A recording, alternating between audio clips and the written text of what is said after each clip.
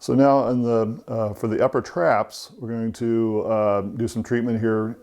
Upper traps refer a lot to headaches up the posterior side of the head and other places in the head. So I like to explore this. It's also responsible for some rotation issues. So first off, I like to hike the shoulder up a bit. So let me do it, okay? If you get tired of holding the shoulder hiked up, you can just simply place your hand on their elbow and then do some simple warm-ups. You probably do this already, but think about where the upper trap goes to the occipital ridge. You could use your thumb if you wished.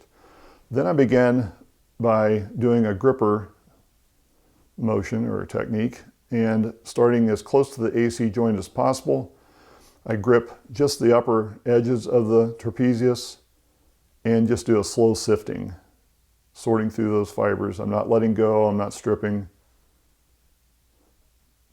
10 seconds at least, sometimes longer. Any tenderness? Okay. I'll move up, more superior, and again explore. 10 to 20 seconds. Sometimes you'll feel little knots or little crunchy areas in there. Again, keep following upper trap until you really can't get it any longer. With some body types, you can continue to follow that all the way where it attaches to the occipital ridge. So explore that thoroughly, take your time with that.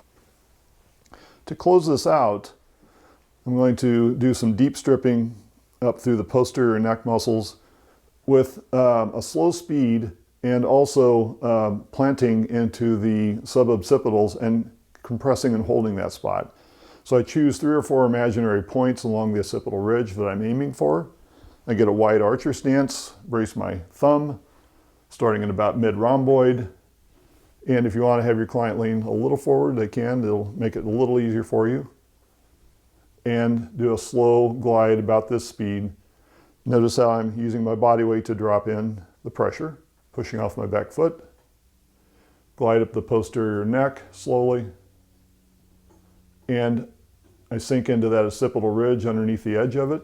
And Sheila, do you want more pressure or less there? About right. About right. And just camp out there for a few seconds. Soften up, return. And as I glide up, I may choose a slightly different path in my mind.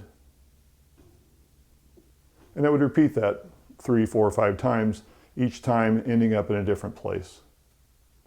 And finally, we can just smooth that out. Do your effleurage.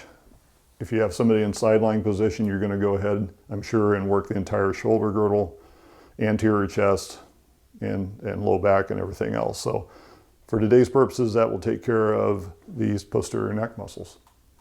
If you have any additional questions about this workshop or any others we offer, you can visit our website at educationdestinations.com, or you can email me, dale@educationdestinations.com, or feel free to call 913-908-0985. I love to talk to my students and share ideas. Thank you very much.